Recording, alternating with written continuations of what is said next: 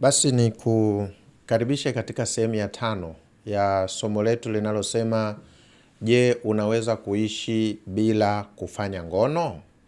Sehemu ya kwanza kama umepata bahati ya kuiangalia ni vizuri, lakini kama hujapata bahati ya kuiangalia ni kushauri anza na sehemu ya kwanza. Itakusaidia sana kupata mtiririko wa kile ambacho tunajifunza. Hii ni sehemu ya 5, maana yake tuna sehemu ya kwanza, ya pili, ya 3, ya 4, ya 5. Na jumla tutakuwa na mfululizo wa almost sehemu 18 kama sio 16 za hili somo. Kwa hiyo una uwezo wa kunielewa leo kwa sehemu ndogo, lakini ili uweze kupata picha ya kiini ya kile ambacho nakizungumzia, basi jitahidi kuangalia sehemu ya kwanza, sehemu ya pili, ya 3, ya 4, na ukifika ya 5 tuna uwezo sasa wa kwenda pamoja. Kumekuwa na maswali mengi ambayo tunayapata tofauti, na ninajua kwa nini tunayapata maswali, kwa sababu somo letu bado lina muendelezo, halijaisha. Kwa hiyo kuna wakati unakuta unauliza swali ambalo lina majibu yake katika series zinazoendelea kuja mbeleni. Mara ya mwisho kuna clip ilitembea kidogo iliyokuwa ikionyesha kwamba nikisema ndani ya somo kwamba unanilazimisha nioe wakati kuna faida ya kuwa single. Kwa nini nioe wakati Mungu wakati anamuumba mtu alianza kumuumba mtu mmoja? Ndoa ilitokea baada ya yule mtu mmoja kuumbwa na Mungu, ndipo akaumbwa wa pili, na wa pili alipoumbwa ndipo ikatokea ndoa. Wengi ambao najua kabisa wakati mwingine mnakuwa na maswali ni kwa sababu ili neno single mnakuwa hamjalielewa katika muktadha wa somo tulilokuwa tumeanza kujifunza. Ndio maana nashauri sana, rudia, anza somo la kwanza ili tunaposema neno single basi uelewe nini maana ya neno single. Itakusaidia. Unajua, unapotaka kujifunza uelewa mpya, mara nyingi binadamu tulivyo huwa tunakuwa tayari tuna uelewa wetu. Sasa uelewa wetu tulionao sisi kwa sasa, sehemu kubwa ya jamii inaelewa kwamba kuwa single ni mtu kutokuwa na mahusiano, ni mtu kutokuwa kwenye ndoa, ni mtu kutokuwa na mpenzi. Kwa hiyo hata niliposema unanilazimisha kuoa wakati kuwa single kuna faida, watu hawataki kujua ili neno kuwa single kuna faida. Okay, hii single anaizungumzia huyu Peter ambayo ina faida, hiyo single anayoizungumzia ni nini? Hiyo itakusaidia sana unapokuwa flexible kujifunza. Na nikushauri jitahidi sana usiishie kuangalia ka short clip, nenda kwenye somo zima uweze kujifunza kwa kina. Hivi huyu rafiki katika ka short clip kanakosema faida ya kuwa single alikuwa anamaanisha nini? Kwamba kuna faida ya kuwa single, lakini je, hilo neno single analolisema lina faida lilikuwa lina maana gani? Hiyo itakusaidia kwenda pamoja nami. Mmoja alinipigia simu na kuniambia kwamba ameshtuka kuona na promote watu kuwa single na nazungumzia watu kutokuoa, na akajaribu kunipatia mafungu machache ambayo uzuri wa mafungu aliyonipatia ndilo somo ambalo nataka tujifunze na wewe leo. Sehemu ya 5. Fungu mojawapo linatoka Timotheo wa kwanza 4 fungu la 3. Timotheo wa kwanza 4 fungu la 3. Nalo linasema hivi, nitalisoma. Wakiwazuia watu wasioe na kuamuru wajiepushe na vyakula ambavyo Mungu aliviumba wavipokee kwa shukrani, na walio na imani wenye kujua hiyo kweli. Sasa achana na haya mengine, twende kwenye neno la kwanza ambalo ndilo msingi wake lilikuwa anaposema wakiwazuia watu wasioe. Ninapozungumzia kuwa single kuna faida, tafsiri yake sio kuzuia watu wasioe. Na hapa naomba unisikilize vizuri kwenye somo la leo. Kuwa single ndicho kigezo kinachomruhusu mtu aoe. Narudia tena, kuwa single ndio kigezo kinachomruhusu mtu aoe. Kwa hiyo kuwa single sio kigezo kinachomruhusu mtu asioe. Hiyo ni pointi ya msingi, iweke kichwani, nitarudi kuchambua hilo fungu la kwanza kwamba watu wanazuiwa wasioe. Lakini fungu la pili ni Wakorinto wa kwanza 7 fungu la 32 na 33. Nalo nitalisoma. Anasema, lakini nataka msiwe na masumbufu. Yeye asiyeoa hujishughulisha na mambo ya Bwana, ampendezaye Bwana. Hilo fungu la 33 anasema yeye asiyeoa anajishughulisha na mambo ya Mungu na anampendeza Mungu. Akaja fungu la 33, bali yeye aliyeoa hujishughulisha na mambo ya dunia hii, jinsi atakavyompendeza mkewe. Je, mke yeye hapaswi kumpendeza mume? Kwa hiyo hapa kuna pointi mbili zingine zimenyanyuka. Ya kwanza, ukiwa hujaoa unampendeza Mungu, na ukioa unampendeza mkeo. Tunza hilo. Ni somo ambalo tunakwenda kujifunza leo. Na fungu la mwisho ambalo natamani tuliangalie linatoka kitabu cha Matendo ya Mitume 2, fungu la 3 na la 4. Linasema hivi: kukawatokea ndimi zilizogawanyika, na kama ndimi za moto uliowakalia kila mmoja wao. Ndimi za moto uliowakalia kila mmoja wao. Anamalizia kwa kusema wote wakajazwa Roho Mtakatifu, wakaanza kusema kwa lugha nyingi kama Roho alivyowajalia. Sasa nikukaribishe twende kwa kina kwenye somo la leo. Tuanze na fungu la kwanza tulilosoma, Timotheo wa kwanza 4 fungu la 3, ya kwamba wakiwazuia watu wasioe. Tunapojifunza maana ya single na kuishi bila kufanya ngono, hatupromoti watu wasioe. Nisikilize vizuri rafiki yangu kwenye somo la 5. Lengo kubwa tunalojifunza hapa, tunajifunza mwanzoni wakati Mungu anaanza kuumba. Tunarudi kwenye origin. Hiki kitu pia Yesu aliwahi kukisema, kurudi kwenye mwanzo. Siku moja, tutalichambua vizuri hilo fungu mbeleni. Siku moja Mafarisayo walimfuata Yesu.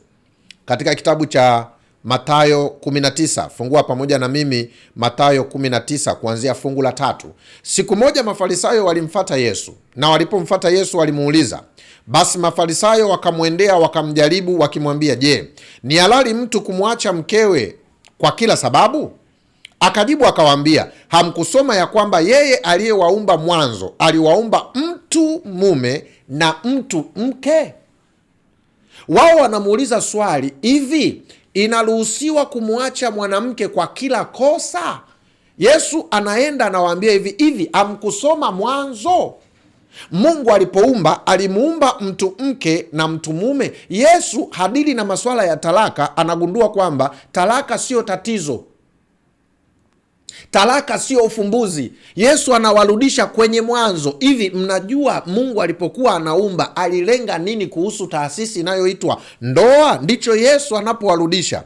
Akasema kwa sababu hiyo mtu atamwacha babaye na mamaye, ataambatana na mkewe, na hao wawili watakuwa mwili mmoja. Kisha Yesu akasema hata wamekuwa si mwili tena, bali hata wamekuwa si wawili tena, bali mwili mmoja. Basi aliyowaunganisha Mungu, mwanadamu asiwatenganishe. Wakamwambia, je, jinsi gani basi Musa alivyoamuru kumpa hati ya talaka na kumwacha? Ili somo liko mbele, nataka nikupatie picha ili tuende somo la leo. Akawaambia, Musa kwa sababu ya ugumu wa mioyo yenu. Kwa hiyo talaka iliruhusiwa kwa sababu ya ugumu wa mioyo. Lakini ninachotaka tukiangalia hapa sio talaka. Ninachotaka tukiangalia hapa, Yesu anawajibu, anawaambia hivi, hamkusoma hapo mwanzo? Yesu anawarudisha kwenye mwanzo, Mungu alivyoanzisha taasisi inayoitwa ndoa. Mungu hakuanzisha taasisi ya ndoa iwe na talaka. Sasa tunaporudi kwenye mwanzo, tunaenda kujifunza hivi, Mungu mwanzoni alitaka iweje? Ndipo tunarudi kwenye uumbaji, tunagundua kwamba mwanzoni wakati Mungu anaumba, alimuumba mtu wa kwanza mmoja mwanaume akiwa single. Wale ambao mmeifatisha tangu tumeanza, tukasema kuwa single ina maana kubwa mbili. Maana ya kwanza, nisikilize unayenisikiliza leo, maana ya kwanza ya kuwa single ni wewe kuwa tofauti na wengine. Mungu kakuumba wewe ni wa pekee, uko tofauti na wengine, ni separate. Wewe hauko sawa na yoyote, wewe upo peke yako. Jambo la pili, wewe una sifa za peke yako. Jambo la tatu, wewe umekamilishwa. Sikiliza, haumuhitaji mtu mwingine ili ukamilishwe, kwa sababu Mungu kakuumba umekamilika. Wakati Mungu anamuumba Adamu, hakumuumba Adamu akiwa na mapungufu. Alimuumba Adamu akiwa amekamilika, hana mapungufu. Na Adamu hakuanza kuumbwa wawili, alianza kuumbwa mmoja peke yake, akiwa mwenyewe peke yake. Jambo la pili tuliposema kwenye maana ya single, Adamu alipoumbwa, anapofumbua macho, wa kwanza kumuona mbele yake alikuwa Mungu, hakuwa mtu. Hakuwahi kumuona mtu, akamuona Mungu, wakawa wawili, Adamu na Mungu. Na Adamu akaendelea na shughuli zake. Adamu hakuwahi kujua kwamba kuna kiumbe ataumbwa anaitwa mwanamke. Adamu hakuwahi kujua kwamba anahitaji mwanamke. Adamu hakuwahi kujua kwamba anahitaji ngono. Adamu hakuwahi kujua kwamba anahitaji hilo tendo la ndoa akiwa kwenye ndoa. Adamu alikuwa anajijua yupo yeye na Mungu, na alikuwa bize na shughuli zake za kutoa majina kwa wanyama. Kwa hiyo Adamu, Mungu hakumwambia usioe, wala Adamu Mungu hakumwambia oa. Ila Adamu alikuwa ameumbwa mwenyewe aliyekamilika, hakujua kwamba anahitaji mtu mwingine. Kwa hiyo Adamu alijitosheleza, hakuwa hivi. Jiulize tu basi, tuashumu kwamba tuashumu sio kweli, basi Adamu angetaka mtu mwingine. Unafikiri Adamu kwenye kichwa chake alikuwa na picha ya kujua mwanamke yukoje? Maana aliyemuumba mwanaume ni Mungu, na anayejua mwanamke alivyo ni Mungu. Unafikiri Adamu alikuwa anajua mwanamke yukoje? Kama Adamu angehitaji kuwa na mwenzie, unafikiri picha ya Adamu alionayo, si alikuwa anajiona yeye alivyo? Inamaanisha Adamu angehitaji mwanaume mwingine kama yeye, kwa sababu hajui kwamba kuna mtu mwingine atatengenezwa anaitwa mwanamke. Ndio maana Adamu alikuwa single. Maana ya single, Adamu alikuwa na mahusiano sahihi na Mungu, hakujiona amepungukiwa, na alikuwa akiendelea na shughuli zake na maisha yake ya kila siku. Adamu hakuambiwa na mtu, hakuambiwa na yoyote oa au usioe. Ila Adamu akiwa na mahusiano mazuri na Mungu, anaendelea kuwa na mahusiano yaliyojitosheleza, ndipo Mungu mwenyewe anazungumzia mpango alionao yeye Mungu. Mpango gani ambao Mungu anao? Mungu anasema kwenye mpango wangu mimi Mungu nilitaka nimuumbe mwanamke na mwanaume. Na ndio maana Yesu, Mafarisayo wanapomuuliza hivi, Yesu ni halali kumwacha mwanamke kwa kila kosa? Yesu anamwambia hebu rudini kwenye mpango wa Mungu alivyotaka. Mungu alitakaje? Cha kwanza, Mungu hakutaka ndoa kwanza. Plani ya Mungu alikuwa anahitaji ndoa iwepo, lakini Mungu alikuwa anatengeneza foundation ya ndoa, msingi wa ndoa. Upi? Adamu peke yake awe na mahusiano na mimi Mungu. Cha pili ambacho Mungu akakitengeneza, Mungu aliposema kwenye Mwanzo 2:18, si vema mtu huyu awe peke yake, nitamfanyia msaidizi wa kufanana naye. Mungu akaenda kwenye phase 2. Biblia inasema Adamu akawa usingizini amelala, Mungu akachukua ubavu wa mwanaume akamtengeneza mwanamke. Aliyejua umbile la mwanamke anavyopaswa awe na jinsi atakavyomtengeneza hakuwa Adamu, alikuwa Mungu. Mungu anapomaliza kumuumba mwanamke, mwanamke anapofumbua macho, wa kwanza anayekutana naye mwanamke ni Mungu. Kwa hiyo mwanamke naye anatengeneza mahusiano na Mungu. Naye ana sifa zipi? Sifa ya kwanza ni separate, sifa ya pili ni unique, sifa ya tatu ni wool. Yuko tofauti, ana vitu vya pekee na amekamilika. Hiyo sifa ya kwanza ya kuwa single. Maana ya single tunaojifunza. Sifa ya pili ya maana ya single, alikuwa na mahusiano na Mungu. Mwanamke wakati anamaliza kuumbwa na Mungu hakuwahi kumuhitaji mwanaume, ila Mungu katika mpango wake alihitaji awepo mwanamke, alihitaji awepo na mwanaume, na alihitaji hao wawili waoane. Naomba unisikilize vizuri, usiwahi kujaji, take time to think, jifunze. Yesu anamwambia rudini kwenye mwanzo, na mimi nimekurudisha kwenye mwanzo. Mungu alivyoanzisha taasisi ya ndoa, kamuumba mwanamke akiwa amekamilika, kamuumba mwanaume akiwa amekamilika, kwa sababu Mungu anataka waliokamilika ndio waingie kwenye ndoa kabla dhambi haijaingia.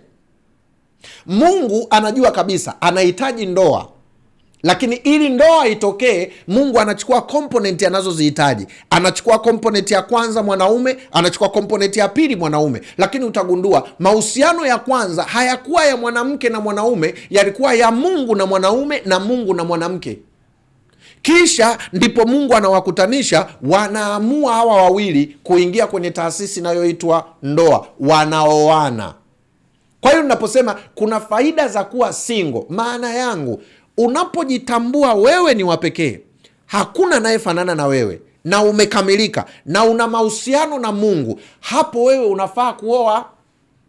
Unapojigundua wewe mwanamke umekamilika, wewe ni wa pekee, hauhitaji kuwa mtu mwingine, hauhitaji kufanana na mwingine, hauolewi au kuoa ili mtu akukamilishe. Hapana, wewe umeshakamilishwa na Mungu. Sasa unaamua kwa moyo wa kupenda, kwa sababu mimi ni single na mwanaume ni single. Sasa tunaingia kwenye taasisi inayoitwa ndoa. Nikasema hapa kwa wale ambao mnanifatisha, Mungu hakuanza kuumba ndoa, alisema kwanza si vema mtu awe peke yake. Mtu alipokuwa hayuko peke yake, sasa kuna mwanamke na mwanaume, ndipo akaamua kwenda kwenye step ya pili, kuingia kuwa mke na mume. Ndiyo maana kutokuwa peke yako hautakiwi kutokuwa peke yako. Kuwa peke yako hautakiwi. Usichanganye haya mambo mawili. Sijasema hautakiwi kuwa single. Nimesema hautakiwi kuwa peke yako. Maana yake nini? Mungu hakutaka duniani awe mtu mmoja. Mungu alitaka tuwe watu wengi. Ndio maana alianza na Adamu, akamuumba mkewe, watoto wakatokea na wengine. Kwa hiyo Mungu hataki uwe peke yako. Usichanganye hivi vitu. Kutokuwa peke yako haimaanishi you are not single. Kutokuwa peke yako maana yake duniani tuko wengi. Ili nioe leo katika wengi wa duniani watu tulivyo, manake siko peke yangu. Naenda stage ya pili, naamua kuoa kwa sababu siko peke yangu. Mimi hapa niko duniani, wewe uko duniani, yule yuko duniani. Sasa naamua kuoa, kwa hiyo hapo siko peke yangu. So ninaposema neno ni vizuri kuwa single, usitafsiri kuwa single ni kuto kuoa. Usitafsiri kuwa single ni kuwa peke yako. Kuwa single haina maana kuwa peke yako. Kuwa single maana yake kuwa wa pekee vile Mungu alivyotaka uwe. Ndio maana kuwa single ni kuwa wa pekee vile Mungu alivyotaka uwe. Lakini Mungu hakutaka uwe single, Mungu hakutaka uwe peke yako, hakutaka uwe alone. Kwa hiyo Mungu alitaka uwe single but not alone. Sasa leo tuna shida, watu wengi wanaelewa kuwa single ni kutokuoa, kukaa bila kuwa na mwanamke. Hivi liko somo lake. Hivi unafikiri mtu ukioa unastop kuwa wa pekee? Ukioa unastop kuwa na mahusiano na Mungu? Ndio maana nikasema kuna faida kuwa single. Sasa turudi kwenye hichi kitabu cha Timotheo wa kwanza 4 fungu la 3, kwamba tunawazuia watu wasioe. Hakuna sehemu ambapo tunazuia. Sisi hatufundishi watu wasioe. Sisi tunajifunza mtu ajue sifa zinazomfanya aingie kwenye taasisi inayoitwa ndoa. Sifa ya kwanza, lazima uwe single. Kwa maana ya single niliyoieleza. Sasa hii sio kwamba nakuzuia usioe. Hapana, kuoa upangiwi. Hakuna anayepangiwa kuoa. Hata Mungu hakupangii kuoa. Kuoa tumeruhusiwa na Mungu, lakini we una uhuru wa kuchagua. Sasa ikitokea kuna watu wanakatazwa kuoa, eti usioe, utakiwi kuoa, na sio amri yako ila umekatazwa, maana yake wewe umeenda kinyume na Mungu. Kwa nini? Kwa sababu umekatazwa. Sasa kama kuna watu wetu wanasema wewe usioe, hayo ni makosa. Hapana, kuoa mtu hapangiwi. Hapangiwi na wazazi wake, hapangiwi na jamii yoyote. Kuoa ni maamuzi yangu mimi. Lakini cha kwanza ninachoanza nacho sio kuoa. Cha kwanza ninachoanza nacho kujijua mimi ni nani, kujenga mahusiano yangu na Mungu, kumheshimu Mungu, kumfanya Mungu kuwa wa kwanza, kujiamini na kuyaishi maisha yangu. Na kutana na mwanamke ambaye naye ana hizo sifa, hawa wawili ndipo tunaingia kwenye ndoa. Lakini kama wewe hujijui ni nani, haujiheshimu, hauna mipaka, hauna mahusiano na Mungu, we hauko qualified kuoa. Na nikatoa mifano. Kwa nini hauko qualified kuoa? Sasa kama we mwenyewe haujikubali, unafikiri unayemuoa utamkubali? Na Mungu anakupa wa kufanana naye. Kama we mwenyewe hauna mahusiano na Mungu, unafikiri huyo unayetaka akuoe anakufaa? Kwa nini leo ndoa nyingi zinakufa? Kwa sababu watu wanaoana wakiwa hawapo single.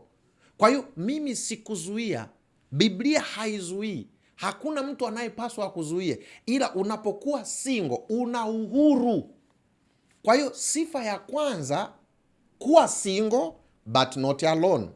Ukiwa sio single na hauko peke yako, una uhuru wa kuchagua. Sasa fungu letu la pili linalotoka kwenye Wakorinto wa kwanza 7:32 na 33, kwamba ukiwa single unafanya kazi ya Mungu, ukiwa kwenye kuoa unakuwa nafanya kazi ya kumpendeza mkeo. Ili fungu tulielewe vizuri.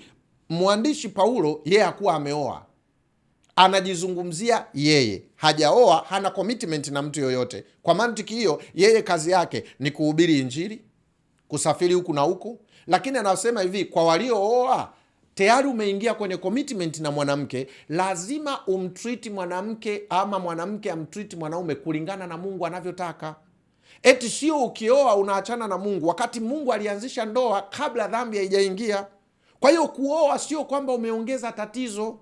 Kuoa maana yake unaenenda na Mungu alivyotaka, maana ndiye aliyeanzisha ndoa, lakini Mungu hajakulazimisha kuoa. Kwa hiyo unaposema hivi, naingia kwenye taasisi inayoitwa ndoa, lazima uwe responsible kulingana na vile Mungu anavyotaka uwe kwenye ndoa. Usiseme unaingia kwenye taasisi inayoitwa ndoa halafu ukaacha kuwa responsible. Maana yake utakula kiapo na mkeo, we na mke mtakuwa mwili mmoja, mtaanza kuungana kwa pamoja na mnaanza kusonga maisha ya ndoa. Fungu la mwisho, wanafunzi wanashushiwa Roho Mtakatifu kwenye Matendo ya Mitume. Wanashushiwaje Roho Mtakatifu?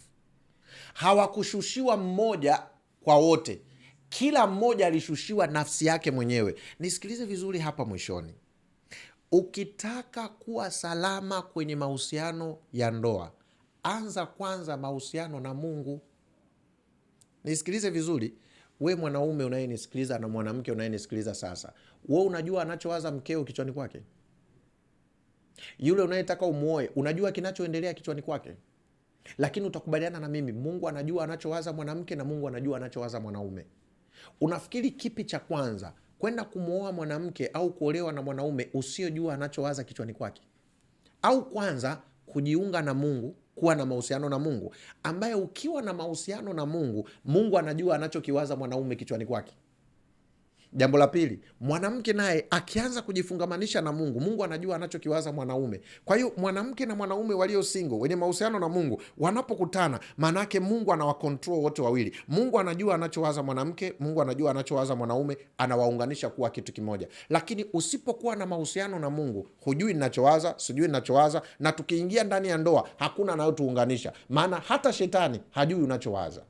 Kwa hiyo nisisitize, ninapohitimisha sehemu yetu ya 5, siko hapa kusema usioe, ila niko hapa kukwambia ukweli kwamba tumeumbwa single, ila Mungu hajaturuhusu tuwe peke yetu.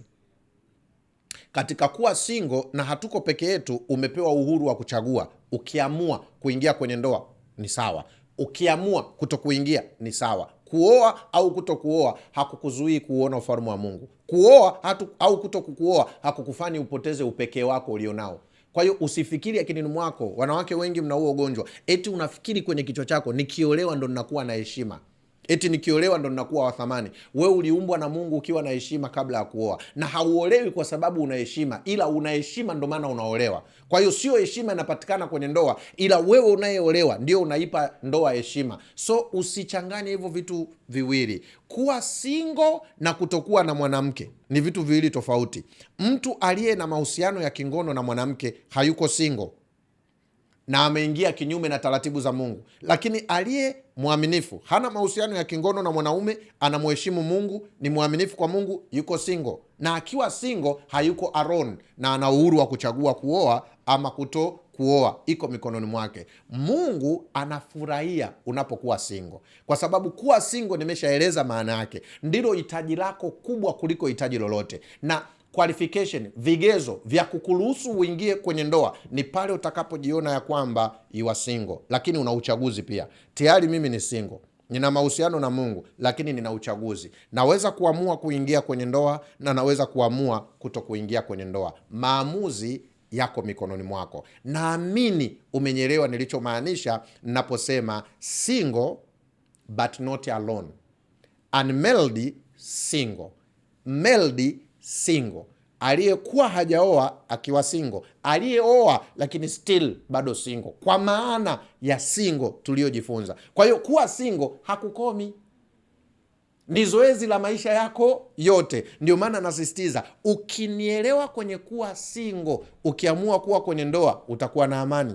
Ukinielewa kwenye maana ya kuwa single, ukiamua kutokuwa kwenye ndoa utakuwa na amani. Nimalizie hichi kipengele cha mwisho. Wengi wetu leo wanasema nasikiaga na mimi, unakuta especially wanawake, imeingia kama fashion. Unakuta anasema mimi mwanaume, mimi niko single. Yeye akilini mwake akijua kwamba kuwa single ni kutokuwa na mwanaume, ndio tafsiri yake ya single. Lakini nenda uchunguze, wengi wa hawa wanaosema mimi ni single utakuta na watoto. Okay, kuwa single maana yake kuwa na mahusiano na Mungu. Kama una mahusiano na Mungu, watoto umewapata wapi? Kwa sababu Biblia inasema usizini. Ili mtoto atokee ni mawili tu, uwe kwenye ndoa ili mtoto atokee. Ukipata mtoto huko kwenye ndoa, maana yake you are not single. Umemkosea Mungu, umeenda kinyume na Mungu alivyotaka, ndio maana una mtoto. Halafu wewe unajisifia am single. Kwa tafsiri hipi? Unaposema niko single mimi, una watoto wawili, maana ya single, tafsiri ya kichwani kwako unaposema single na umezalishwa watoto wawili, unamaanisha nini? Au mwanaume unaposema mimi niko single, wanawake wanitishi, sitaoa na una watoto watatu, una maana gani? Wewe ni mbaya kuliko yule ambaye yuko kwenye ndoa na yuko single, kwa sababu unasema upo single kwa maana yako wewe, eti sina mwanamke, lakini at the same time unazaa, at the same time unazalisha. Maana yake unaposema niko single, wewe tafsiri yako, sihitaji kujiwekea commitment na mwanamke, lakini naendelea kufanya ngono ili nizae. Wewe ni mbaya, maana yake unakwenda kinyume na Mungu alichotaka. Maana yake you are not single, you are not qualified to be in marriage, na unahitaji msaada. Sasa mimi ninachofundisha hapa, ukinielewa, huwezi kuzaa bila kuwa kwenye ndoa, kwa sababu hauzai ili uwe na mtoto tu. Tutajifunza somo mbeleni. Unazaa ili kuwajibika kwenye jukumu la Mungu anachokihitaji. Mungu hakuhitaji mtoto tu azaliwe na mwanaume peke yake. Mungu hakuhitaji tu mtoto azaliwe na mwanamke peke yake. Mungu hakuhitaji mwanaume na mwanaume, eti mwanamume na mwanamke hawako wote alafu wazae watoto. Huo sio mpango wa Mungu, huo ni mpango wa Shetani, na anaharibu leo kizazi na kuharibu familia, kwa sababu tukizaliana hivyo tunakosa muda wa malezi. Mama anakosa muda wa malezi, watoto wanakuwa wa ajabu, watoto wanapokuwa wakubwa wanakuwa changamoto, na tunaleta shida duniani. Sasa unaposema ninaamua kuwa single ila sitaolewa, ninaamua kuwa single ila sitaoa, maana yake pia unapoamua na kuwa single sitaolewa, maana yake pia usifanye tendo la ndoa. Usiseme siolewi alafu unafanya tendo la ndoa, tayari umeenda kinyume na Mungu, na wewe haufai kuwa mke. Usiseme niko single lakini una wanawake ila hujaoa, wewe haufai kuwa mume. Na hilo ndilo wimbi tunalolipitia sasa hivi, kwa kutokuwa na uelewa. Sasa pata uelewa, alafu amua maisha unayoyahitaji. Ukiamua nimeamua maisha yangu mimi nitakuwa single, sitalala na mwanamke yoyote, nitafocus na maisha yangu na kumheshimu Mungu, that is okay. Ukiamua mimi nitakuwa single, nitaoa mke mmoja, nitazaa watoto na nitalea watoto wangu, that is okay. Na utatutengenezea taifa la maana, na Mungu atajivunia wewe, na utaona hata ulimwenguni utaishi katika amani na utulivu. Nikualike usikose sehemu ya 6. Sehemu ya 6 ni muhimu, nikugusie tu kidogo. Inasema hivi: mwanaume alipomaliza tu kuumbwa na Mungu, bado alikuwa ana sifa za kuoa. Narudia tena. Si kila mwanaume anapaswa kuwa mumeo. Sio kuwa na jinsia ya kiume we ni mwanaume unayepaswa kuwa mume. Kuna mambo mengine 7 muhimu ambayo Mungu alimpa mwanaume kabla hajampa mwanamke. Usikose sehemu ya 6. Mungu akubariki na kukaribisha sehemu ya 6.